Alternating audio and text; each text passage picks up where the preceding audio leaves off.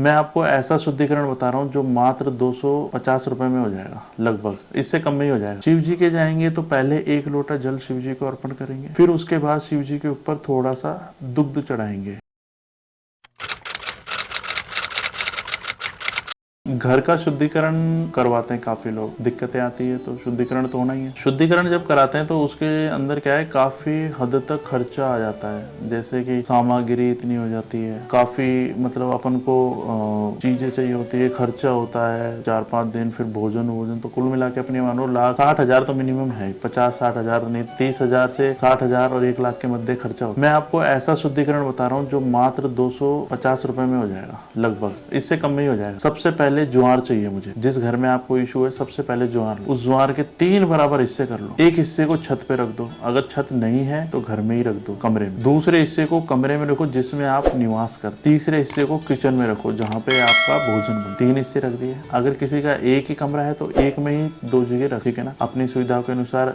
एक कमरे में रसोई भी है, सोना भी है, तो उसमें ही 3 हिस्से करके रख लो। पहला हिस्सा उठाओ, पूरे घर में घुमाओ, सभी के हाथ लगाओ, ऊपर वाले से प्रार्थना करो, अपने इष्ट को याद करो कि जो भी समस्या है वो इस ज्वार में आके रुक जाए। उस ज्वार को थैली में ऐसे डालो कि एक भी दाना जमीन में नहीं गिरना। अब उस पे गांठ लगा लो और घर से दूर उसको कबूतरों को चुग्गे पे डलवा दो। दूसरे हिस्से को उसके अगले दिन, तीसरे हिस्से को उसके अगले दिन, तो 3 दिन में यह अपना काम हो जाएगा। इसके बाद आपको क्या करना है, लगातार 5 दिन तक तेल का 1 बत्ती का दीपक अपने चौक में जोड़ना है। सुबह भी जोड़ना है, छोटा दीपक आता है ना, सुबह भी जोड़ना है, शाम को भी जोड़ना है, सुबह भी जोड़ना है, शाम को भी जोड़ना है, सुबह भी जोड़ना है, शाम को भी। लगातार यह दीपक है जो अपन 5 दिन तक जोड़ेंगे। तो देखो 3 दिन पहले चुग्गा करा है, 5 दिन ये काम है, टोटल 8 दिन हो गए। इसके बाद अपन शिव जी के जाएंगे। शिव जी के जाएंगे तो पहले 1 लोटा जल शिव जी को अर्पण करेंगे, फिर उसके बाद शिव जी के ऊपर थोड़ा सा दुग्ध चढ़ाएंगे, फिर हल्दी चढ़ाएंगे, शहद चढ़ाएंगे। शहद की एक बड़ी शीशी ले आना, उसको थोड़ा थोड़ा चढ़ाते रहना हर दिन। फिर थोड़े से काले तिल चढ़ाएंगे, फिर जल चढ़ाएंगे और फिर सभी के ऊपर जल चढ़ाएंगे। जो जल बह के आता है उस जल को अपन ले लेंगे। बेल पत्र के पत्ते भी चढ़ाएंगे। बेल पत्र के पत्ते आप जब तोड़ने जाते हो तो सर्वप्रथम पहले वृक्ष को प्रणाम करें और उससे यह कहे कि हे वृक्ष देवता, मैं आपके यह पत्ते तोड़ रहा हूँ या तोड़ रही हूँ।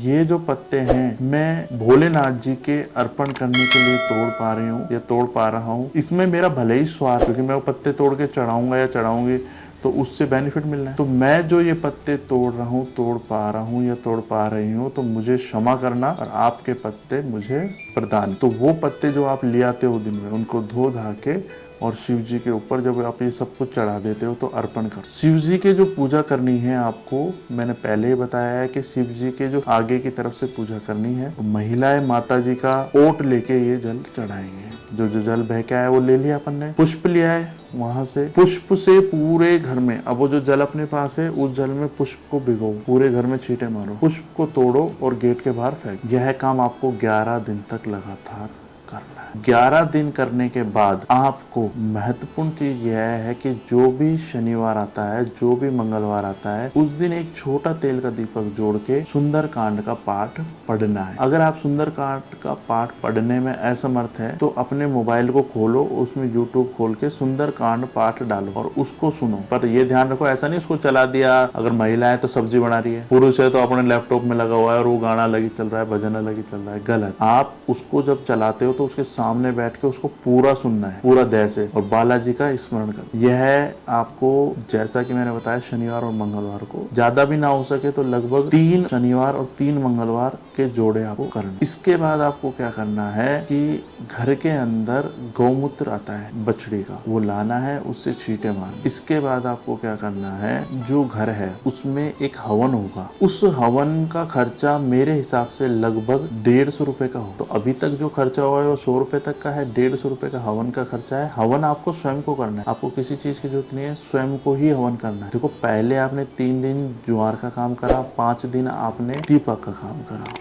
बाकी के 11 दिन आपने शिव जी की आराधना करी। अब इसके बाद आपको क्या करना है, जो भी रविवार आता है उस दिन आपको हवन करना। हवन में मुख्यतः आपको क्या करना है कि आपको एक हवन कुंड चाहिए होगा। या तो अगर आपके पास हवन कुंड है तो बहुत अच्छा है, हवन कुंड नहीं है तो आपके पास कांसी की थाली होनी चाहिए या फिर आपके पास स्टील की थाली होनी चाहिए। तो अगर अपने पास यह चीज है तो फिर काम हो जाएगा, अगर यह नहीं है तो फिर आप हवन कुंड ले आइए। अब सबसे प्रथम आपको क्या करना है कि जिस भी जगह पे आपको हवन करोगे तो वो यह ध्यान रखना है वो घर का चौक होना चाहिए घर के अंदर। अब कईयों के चौक नहीं होता, 2 ही कमरे होते हैं तो किसी भी एक कमरे में कर सकते हैं। कईयों की समस्या होती है फ्लैट होता है, उसमें फायर रेजिस्ट होता है तो उसमें क्या है सायरन वायरन बज जाता है, नहीं समझ आ रहा, मतलब ज्यादा धुआं, तो कोई दिक्कत नहीं है। उसके लिए एक छोटा सा हवन होता है, वो मैं आपको बताऊंगा क्या करना है, पर अभी बड़ा हवन बताना जा रहा हूँ।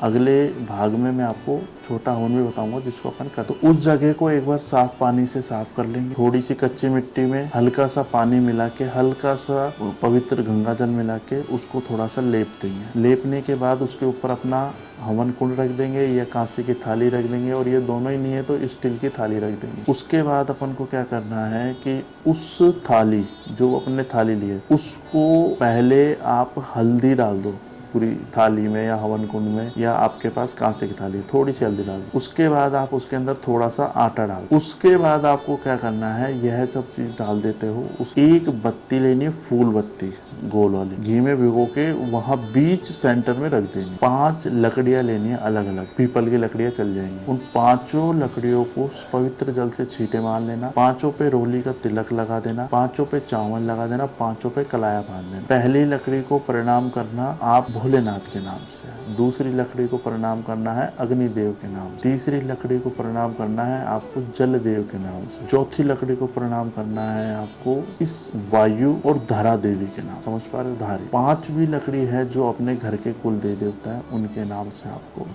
अब क्या करना है, बाकी सभी लकड़ियां भी आपको यथावत स्थिति कर देनी है। ये रखना एक लकड़ी ऐसे रखोगे, एक ऐसे, फिर एक ऐसे, फिर एक ऐसे, तो स्पेस होना चाहिए, गैप होना चाहिए लकड़ियों में, हवा पास। अब इसके बाद क्या करोगे, आप अगरबत्तियों को जलाओगे और अगरबत्ती जलाने के बाद सर्वप्रथम उस अगरबत्ती से वो बत्ती को प्रज्वलित कर। अब उसमें धीरे धीरे थोड़ा थोड़ा घी डालो। पहले 11 आहुति भोलेनाथ के नाम, फिर 11 आहुति भैरव जी के नाम, फिर 11 आहुति माता जी के नाम, फिर 11 आहुति बालाजी के नाम, और फिर 11 आहुति आपके घर के जो भी देवी देवता हैं उनके अलग अलग नाम। फिर इसके बाद हवन जो सामग्री चाहिए होगी अपन को, अपन ने एक थाली लेनी है, उसमें हवन सामग्री डालो। उसके अंदर आपको क्या है कि थोड़ी सी हल्दी डाल दो, थोड़ी सी राई के दाने डाल दो, थोड़े से पुष्प डाल दो गुलाब के तोड़ के, और उसके अंदर 2 हल्दी की गांठ डाल दो, उसी के अंदर 2 जायफल डाल दो, उसी के अंदर आपको पवित्र हल्का सा पवित्र जल उसमें छिड़को, और अब उसके अंदर घी डाल के उनको मैश करो, मिला लो। अब जैसे आहुति जाएगी तो पहली आहुति में घी जाएगा, दूसरी आहुति में